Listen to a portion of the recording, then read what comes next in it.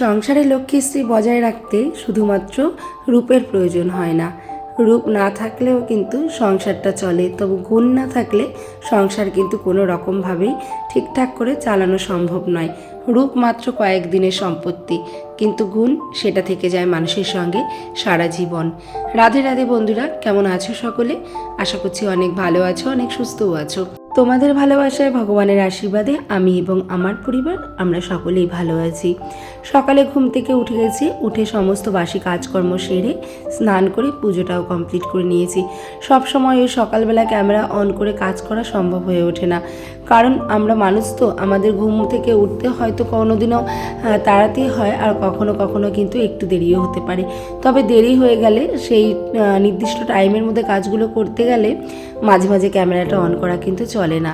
তো সকালে আমার ছেলে এবং তোমাদের দাদা ভাইকে দুজনকে 2 গ্লাস ছাতু শরবত করে দিলাম। তোমাদের দাদা ভাইয়েরটায় কোনো রকম চিনি আমি যোগ করিনি, তবে ঈশানেরটায় কিন্তু চিনি দিয়ে আর তার সঙ্গে একটু পিনাট বাটার দিয়ে ছাতুটা গুলিয়ে দিলাম। সেই সঙ্গে আমন্ড আর কিশমিশ আর খেজুর দিয়ে ওদের সকালের খাবারটা দিয়ে দিলাম। দিয়ে আমি কিন্তু রান্নাঘরে রান্না করতে চলে এসেছি। আর আজকে তো আমি জানতামই না যে মিস্ত্রি আসবে। ওই ওপরে যে ব্যালকনিটা আছে ওটারই আর কি রেলিং লাগাবে, স্টিলের যে রেলিং সেগুলো লাগাবে ব্যালকনিতে। তো এটারই মিস্ত্রি চলেও এসেছে। এবার মিস্ত্রি চলে এসেছে, এখন তো আর ঠিকঠাক করে কাজকর্ম করতে পারছি না। ওপরে 4 জন লেবার সমেত 4 জন মিস্ত্রি এসেছে। তো ওখানে গিয়ে আমি সকলের সামনে কি করে কি কাজ করবো আমি বুঝতেও পারছি না। তো সকালের কাজটা তো মোটামুটি সেরে এসেছি, তবে ক্লিনিং ডাস্টিংয়ের কাজগুলো এগুলো তো হয়নি। তো রান্নাটা করছি, আমি ভাবলাম থাক। আর কারণ বাড়িতে কেউ যদি কাজ করতে আসে তাহলে দেবে একটুখানি ইতস্তত হয়, তবে সংসারে কাজ তো আর ফেলে রাখার জিনিস নয়। যতটুকু আছে ততটুকুই কিন্তু আমাদের গুছিয়ে করতে হয়। এদিকে রান্নাটা বসিয়ে দিয়েছি। কালকে একটু ছোলার শাক এনেছিল, তো সেই ছোলার শাকটা কালকে আর রান্না হয়েছিল না। কালকে শরীরটা খুবই খারাপ লাগছিল, কেমন যেন গায়ের মধ্যে পাকাচ্ছিল। তো এই কারণে কিন্তু কালকে কোনো রকম ভিডিও করতে পারিনি। তো যাই হোক, ওদিকে আমি ছোলার শাক আর ডালটা করে নিয়েছি। ডালটা বসিয়ে ফোড়ন দিয়ে এসেছি, আর ছোলার শাকটাও বসিয়ে এসেছি। আর এদিকে দেখো কাঠের উনুনে কিন্তু আমি ভাতটা চাপিয়ে দিয়ে এসেছিলাম। তো এই ভাতটাও এখন দেখি প্রায় হয়ে গেছে। এখন উপর করে দেবো, তাহলেই কিন্তু ভাতটা আমার হয়ে যাবে। আসলে বাড়িতে অনেক কাঠকুটো জমে আছে জানো তো। বেশ কয়েকদিন হলো ভাতটা রান্না করি, আর ভাত রান্না করলেও জানো তো অনেকটা গ্যাস কিন্তু বেঁচে যায়। তোমাদের দাদাভাই কিন্তু আমাকে বলে না যে তুমি কাঠ দিয়ে রান্না করো, তবে আমি কিন্তু কাঠ দিয়ে রান্না করি। তার কারণ বলো তো কি? তার কারণ কাঠগুলোও নষ্ট হয়ে যাবে যদি থাকে, আর সেই সঙ্গে গ্যাসটাও না আমার অনেকটাই বেঁচে যায়। তো এই কারণে আমি কিন্তু ওই কাঠ দিয়ে রান্না করছি। হাজব্যান্ড যতই না বলুক, তবুও কিন্তু এই যে আমি কাঠটা দিয়ে ভাতটা রান্না করছি, এতে করে কিন্তু আমার গ্যাসটা অনেকটা হলেও বেঁচে যাচ্ছে। আর এতে করে কিন্তু কোনো না কোনোভাবে কিন্তু হাজব্যান্ডেরই আর কি উপকার হচ্ছে। ওরই কিন্তু টাকাটা একটুখানি হলেও কম লাগবে। এবার গ্যাসটা যত বেঁচে যাবে, গ্যাসটা তত কম তাড়াতাড়ি ফুরোবে। তো গ্যাসটা কিন্তু অনেকটা দেরিতে কিনলেও আমাদের সমস্যা হবে না। যাই হোক, ওদিকে ভাতটা উপর করে দিয়ে এসে এখানে ডালটাও ফোড়ন দিয়েছিলাম, তো ডালটাও নামিয়ে নিয়েছিলাম। আর আজকে যেন একটুখানি বাটা মাছ কালকেই রেখেছিল, সেটা আমি ফ্রিজে রেখে দিয়েছিলাম, ওটাই বার করে নিয়েছিলাম। আমি সকালবেলা ঘুম থেকে উঠে আগে মাছটাকে ফ্রিজ থেকে বার করে তারপর সমস্ত কাজকর্ম করেছিলাম। আর এখন এই যে রান্না করব আলু আর ফুলকপি আর তোমার ডালের বড়ি দিয়ে বাটা মাছের ঝোলটা রান্না করব। আর বাটা মাছ হচ্ছে অন্বেষা বলেছিল ঝাল রান্না করতে, সর্ষে পোস্ত দিয়ে ঝাল। আর তোমাদের দাদাভাই হচ্ছে বাটা মাছের ঝালটা আবার খুব একটা ভালো খায় না, আমার আবার খুবই ভালো লাগে। শাশুড়ি মাও খায়, আমার ছেলের তো কোনো সমস্যাই নেই খাওয়া নিয়ে, কিন্তু ওই যে হাজব্যান্ড খাবে না। আর সবথেকে বড় কথা হলো, বাড়িতে যিনি গৃহকর্তা, যিনি নাকি ইনকাম করে সমস্ত সংসারটা চালায়, পরিশ্রম করে একা পরিশ্রম করে সারাটা সংসার চালায়, সে যদি কিছু না খায় তাহলে কিন্তু তার থেকে বড় মন খারাপের জিনিস আর কিছুই হতে পারে না। তাই মেয়েকে বোঝালাম যে বাবা থাক, বাবা খায় না সেহেতু আজকে তো অন্য মাছ নেই, বাবা খায় না সেহেতু ঝোলই রান্না করি, তুমি ঝোলটাই খেয়ে নিও। আর তার থেকেও বড় কথা, অন্বেষা হচ্ছে ডালের বড়ি হলে আর কিছুই চাই না। ওর যে কোনো তরকারিতে যদি ডালের বড়ি দেওয়া যায় ও বেছে বেছে ডালের বড়ি দিয়ে একদম দিব্যি ভাত খেয়ে ওঠে। তখন ওর আর মাছেরও কোনো প্রয়োজন হয় না। যাই হোক হচ্ছে তখন বললো ঠিক আছে ডালের বড়ি যখন আছে তাহলে আর কোনো কথা নেই, আমি খেয়ে নেব। আর এদিকে তাড়াতাড়ি করে দেখো মাছটা ভেজে আলু দিয়ে ফুলকপি দিয়ে একদম সিম্পলভাবে জিরে আদা লঙ্কা বাটা দিয়ে আর তেলের ওপর জিরে ফোড়ন দিয়ে আর ডালের বড়ি দিয়ে ফুলকপি আলু দিয়ে বেশ একটা পাতলা পাতলা করে বাটা মাছের ঝোল রান্না করলাম। আর এই বাটা মাছের ঝোলটা না একটু মিষ্টি মিষ্টি হয়, খেতেও কিন্তু খুব ভালো লাগে জানো তো। আমার কাছে তো ভীষণ ভালো লাগে, আমার বেশি রিচ খাবার একদমই পছন্দ হয় না, এরকম হালকা পাতলা খাবার হবে আমার খুব ভালো লাগে। এদিকে মাছের ঝোলটা বসিয়ে এই যে ডগিকে খেতে দিতে চলে এসেছি। আগের দিনে একটুখানি মাংসের ঝোল ছিল, তো ওটা দিয়ে আমি আবার একটুখানি ঝোল ওর জন্য আলাদা করে রেখে দিয়েছি। আমি জানি আজকে কখন না কখন কী রান্না হবে, তো মাংসের ঝোলটা রেখে দিলে কটা ভাত দিলে ও খেয়ে নেবে ঠিক। তা ওকে দিয়ে দিলাম ভাত আর ওই মাছের ঝোল দিয়ে, ডগিকে আর কি ভাত দিয়ে দিলাম মাংসের ঝোল দিয়ে, ও খেয়ে নিল। আর এদিকে দেখো আমার মাছের ঝোলটাও কিন্তু ফুটে গেছে। আর এটা আমার নামিয়ে নিলেই কিন্তু এখন রান্নাবান্নাটা কমপ্লিট হয়ে যায়। তাহলে আজকের মেনু তো কী ছিল, আজকে ছিল ডাল, টমেটো দিয়ে মসুর ডাল, ফুলকপি আলু দিয়ে মাছের ঝোল, আর সেই সঙ্গে কিন্তু ছিল ওই ভুলেও গেলাম, দেখলে তো এডিট করতে বসেও মানে ভুলে যায় যে কী রান্না করেছি। ও হ্যাঁ মনে পড়েছে, ছোলার শাক। যাই হোক সমস্ত রান্নাবান্না কমপ্লিট। আর এখন দেখো মিস্ত্রি দাদাভাইদের জন্য চা করে নিলাম। তিনজন চা খাবে আর দুজন বলছে চা খাবে না। আর একজনও খেয়েছিল, পরে আবার বানিয়ে দিয়েছিলাম, আর একজন আর কি খায়নি, চারজনকে চা দিয়ে দিয়েছিলাম। তো এই চা বিস্কুট দিয়ে তারপর আমি সকলের জন্য ভাত বেড়ে দিয়েছিলাম। সবাই মিলে ভাত টাত খেয়েছিল আর আমিও না কটা ভাত খেয়ে নিয়েছিলাম। দেখলাম যে এই বাড়িতে লোকজন এসছে, ঘরের উপর দিয়ে সবসময় যাওয়া আসা করবে, আবার কখন ভাত খাবো, তো সবাই ওদিকে চা খাচ্ছে, আমরা এদিকে ভাতটা খেয়ে নিয়েছি। ভাত খেয়ে এখন দেখো সমস্ত এঁঠো বাসন কোসন যা ছিল সমস্তটা বার করে এখন মেজে ঘষে নিচ্ছি। তার কারণ রান্নাঘরের মিস্ত্রি দাদারও একটুখানি কাজ আছে। মেজে ঘষে রান্নাঘরটা পরিষ্কার করে দিলে মিস্ত্রি দাদা কিন্তু রান্নাঘরের কাজটা শুরু করবে। ওপরে যে ওই গোল্ডেন কালারের পিলারগুলো করা হয়েছে, সেই পিলারে অল্প কিছু কাজ বাকি ছিল, মানে টাইলসের যে দাদাভাই, যে পাথরের যে মিস্ত্রি, উনি আর কি এসছেন আবার। তো ওখানে তো ওইদিকে ওই মিস্ত্রিটা আলাদা এসছে, আবার এদিকে কিন্তু পাথরের দাদাভাই আলাদা এসেছে।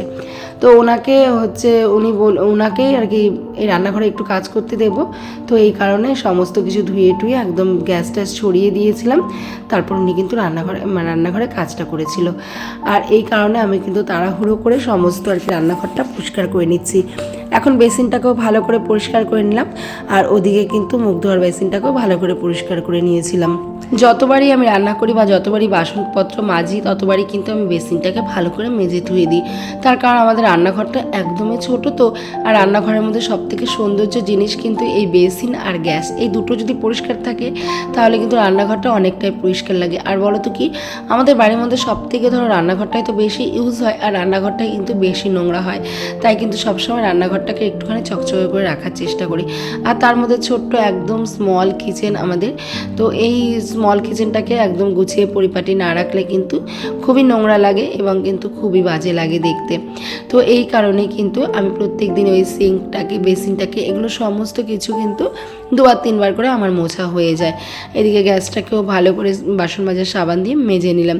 আর রান্নাঘরে হচ্ছে মা লক্ষ্মীর বাস, আমাদের সংসারে যত লক্ষ্মীপূর্ণ জিনিস কিন্তু এই রান্নাঘরেই থাকে, যেমন চালের ড্রাম, গ্যাসের উনুন, সমস্তটাই। তাই রান্নাঘরটাকে কিন্তু সবসময় পরিষ্কার পরিচ্ছন্ন পরিপাটি রাখতে হয়।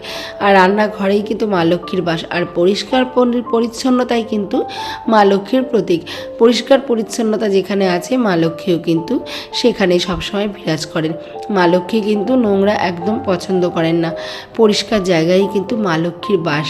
তাই বিভিন্ন রকম গুণ আমার ভেতরে যা আছে আমি সবটা দিয়ে সংসারের প্রতি উজাড় করে দিই, আমার ছেলে মেয়ের প্রতি উজাড় করে দিই। তার কারণ এরাই আমার ভালোবাসা, এরাই আমার জীবন, এদেরকে নিয়েই কিন্তু আমার সংসার। তো দেখো রান্নাবান্না গোছগাছ সমস্ত কমপ্লিট। আর এখন এই যে মিস্ত্রি দাদা ভাই এই রান্নাঘরে কাজকর্ম করছে, আর আমি চলে আসলাম এই ঘরে বিছানাটা তুলতে। আর শুধুমাত্র একটা জিনিস দেখানোর জন্য এই ঘরের ভিডিওটা করা, তোমরা বুঝতে পারছো কী পরিমাণে ধুলো উড়ে আসছে। পাথরের কাজ করলে কিন্তু ঘরে এরকমই ধুলো হয়, তোমরা সবাই জানো। আর এই যে মানে ক্যামেরাতেও ধরা পড়েছে, পুরো দেখো ঘরটা একদম ধুলোয় অন্ধকার হয়ে গেছে। আর সত্যি কথা বলতে কি এরকম মানে কাজকর্ম হলে না বাড়িতে, তেমন সব কিছু টিপটপভাবে কাজ করা যায় না। এবার হাতের সামনে যা যা কাজ ছিল, যে আমি জানি মিস্ত্রি দাদাভাইরা চলে গেলে আমাকে রান্নাঘর আবার পরিষ্কার করতে হবে, তো এই কারণে কিন্তু আমি ঘরের মধ্যে হাতের নাগালে যা যা কাজকর্ম ছিল সমস্তটাই আমি পরিষ্কার পরিচ্ছন্ন করে নিয়েছি টাইমের মধ্যে। আর যতটুকু নোংরা থাকবে এটা হচ্ছে মিস্ত্রি দাদাভাইরা চলে গেলে তারপরে কিন্তু আমি পরিষ্কার করে নেব। নিচের ওই সমস্ত কাজকর্ম করে চলে এসেছি ওপরের ঘরে বিছানা দুটোকে এখন তুলে মানে সুন্দর করে পরিষ্কার করে তুলে নেব। আর বিছানাগুলো পরিষ্কার থাকলে দেখবে ঘরটা অনেকটাই পরিষ্কার থাকে। এই ঘরের বিছানাটা আমার তোলা হয়ে গেছে, চলে যাব এখন ও ঘরে। এই যে ও ঘরের বিছানাটাও দেখো তোলা হয়নি, সকালবেলা আজকে ঘুম থেকে উঠে নিচে চলে গেছিলাম, আর তোমাদের দাদাভাইও ঘুমাচ্ছিল, এই কারণে কিন্তু বিছানাটা তোলা হয়নি আজকে। আর অন্যান্য দিন আমি আর তোমার দাদাভাই প্রায় একসঙ্গেই উঠি, তো বিছানাটা একবারে গুছিয়ে কিন্তু নামি। আর আজকে যেহেতু আমি আগে উঠে গেছি আর ও পরে উঠেছে, তো এই কারণে কিন্তু বিছানাটা গোছানো হয়নি। যাই হোক, বিছানাটা এখন ভালো করে পরিষ্কার করে গুছিয়ে নিলাম। আর ওপরে তো তোমার ওই স্টিলের কাজ হচ্ছে, অতটাও নোংরা হচ্ছে না, ওই যা আর কি ওই বাইরের সোফা টোফাগুলো ঘরের ভিতরে ঢুকিয়ে দিয়েছে, এটাই যে আর কি ঘরটা জাম হয়ে গেছে। তো কাজ হয়ে গেলে আবার সোফা কিন্তু জায়গাতে রেখে দেবে। এই ঘরের বিছানাটাও ভালো করে পরিষ্কার করে নিলাম। আর কালকে যেহেতু বৃহস্পতিবারে তোমরা জানো অনেক কাজ থাকে, পুরো বাড়ি মুছতে হয়, ঝাড় দিতে হয়, পরিষ্কার করতে হয়, তারপরে সকাল সকাল কিন্তু পুজোটাও দিতে হয়। তো এই কারণে বৃহস্পতিবার আমি আগের দিনই সমস্ত বাসন কোসন মেজে ধুয়ে দিই, কারণ বৃহস্পতিবারে পুজো দিতে গেলে কিন্তু অনেক বাসনপত্র হয়। এই দেখো সমস্ত পিতলের কাঁসার জিনিসপত্র যা যা আর কি ছিল বাড়িতে পুজো দেওয়ার যেসব জিনিসপত্র, সে সমস্ত জিনিসপত্র সমস্তটা ধুয়ে উপর করে রাখলাম, যাতে কালকে আমার সকালবেলা পুজো দিতে গেলে কোনো সমস্যা না হয়, ঘরটার মুছে যেন স্নানটা করে পুজো দিয়ে দিতে পারি, আর যেন ওই বাসনপত্র মাজার ঝামেলাটা না থাকে। তো বৃহস্পতিবার ঠাকুরের বাসন মাজতেও কিন্তু অনেকটা টাইমই লাগে। এদিকে বইয়ের টেবিলটা দেখো কি অবস্থা। তো মেয়ের তো কালকের থেকে এক্সাম শুরু, ও তো চলে মানে পরীক্ষা, তো এই কারণে এখান থেকে কোনো বই বা খাতাপত্র কিন্তু আমি সরাতেও পারছি না। ওই সেই বইগুলোকে একটু সাইড করে করে ধুলোবালি হয়ে গেছিলো, ওটা মুছে দিয়ে তারপরে কিন্তু এই যে পরিষ্কার করে বইটা গুছিয়ে রাখলাম। মেয়ের এক্সাম শেষ হয়ে গেলে তারপরে বইয়ের টেবিলটা একদম ফাইনাল ভালো করে পরিষ্কার করে গুছিয়ে নেব। সমস্ত কাজকর্ম করতে করতে এমনিতেই তো অনেক দিন হয়ে গেল নিজের কোনো যত্ন নেওয়া হয় না। আজকে যতটাই কাজ থাকুক না কেন, তবুও ভাবলাম আমার মুখের একটুখানি হলেও যত্ন নেব। আর চেহারাটার অবস্থা দেখেছো, এদিকে ধুলো বালি, তাই আমি পুরো একদম শেষ হয়ে গেছি। যাও মাঝখানে কয়েকটা দিন একটু ঠিক ছিল, আবার আজকে দেখো কি অবস্থা। আর আমার না একটুখানি মানে কাজ, বাইরের কেউ কাজে আসলেই আমার মাথা আঁচড়ানো সব কিছু যেন বন্ধ হয়ে যায়। মানে আমার টেনশন হয় যে কতক্ষণে কাজটা শেষ হবে, কতক্ষণে ওরা বেরোবে, তারপর আমি সমস্ত ঘরের কাজকর্ম করে ঘরটার গুছিয়ে তারপর আমি নিজে ফ্রেশ হব। মানে এই টেনশনে পুরো আমার নিজের মাথা আঁচড়ানো, খাওয়া, ঘুম সব কিছু উড়ে যায়। জানো তো, তোমাদের দাদাভাই আমাকে না এই জন্য খুব বকাবকিও করে, কিন্তু কি আর করবো বলো, সারাদিন এত খাটাখাটনি আর ভালো লাগছিল না, মাথাটাও কেমন কেমন করছিল। তাই ভাবলাম কি যাই মাথার মধ্যে আজকে একটু চপচপে করে তেল দেবো, একদম চপচপে করে সুন্দর করে আজকে তেলটা মালিশ করেছিলাম। মানে তেলটা দেওয়ার পর শরীরটা যে এতটাই ভালো লাগছিল, মনে হচ্ছিলো কি এখনই ঘুমিয়ে পড়ি। তো ঘুমালে চলবে না, ছেলে পড়তে গেছে, দুধওয়ালা আসবে, মানে চারিদিকে কিন্তু আমাকে অ্যালার্ট থাকতে হয়। দুধ আসবে, আবার দুধ নেব, আবার ছেলে পড়তে গেছে চলে আসবে, মেয়ে গেছে পড়াতে চলে আসবে। মেয়েকে বারবার না করলাম যে কালকের থেকে তোর পরীক্ষা, তো যেতে হবে না, বলছে না মা থাক, বাচ্চা মানুষ, আমি 1 ঘন্টা পড়িয়ে আসি। কারণ এটা কিন্তু সত্যি কথা যে বাচ্চাদের পড়া কামাই করলে কিন্তু বাচ্চারা পড়া একদম ভুলে যায়, মানে একদিন কামাই করলেই কিন্তু তারা পড়াশোনা সবই ভুলে যায়। দেখো ভালো করে মাথায় তেল দিয়ে নিলাম, আর তার একটু পরে হাজব্যান্ডও চলে এসেছিলো, ছেলেও চলে এসেছিলো, মেয়েও চলে এসেছিলো, আবার সবার জন্য বিস্কুট টিস্কুট খাবার টাবার একটুখানি দিলাম, দিয়ে তারপর রান্নাবান্না করেছিলাম। আর এখন দেখো কত জামা কাপড়, সমস্ত জামা কাপড় কালকে কেচে দিয়েছিলাম, কালকে শুকিয়েছিল না, সেগুলো দ্বিতীয়বার করে আজকে আবার আজকে আবার মেলে দিয়েছিলাম। আর এখন যা রোদ্দুর ওঠে, মানে কি বলো, রোদ্দুরে একদম দাঁড়ানো যায় না, মানে ঘরের ভেতরে আসলে ঠান্ডা ঠান্ডা লাগে, আবার বাইরে গেলে রোদ্দুরের তাপে একদম দাঁড়ানো যায় না।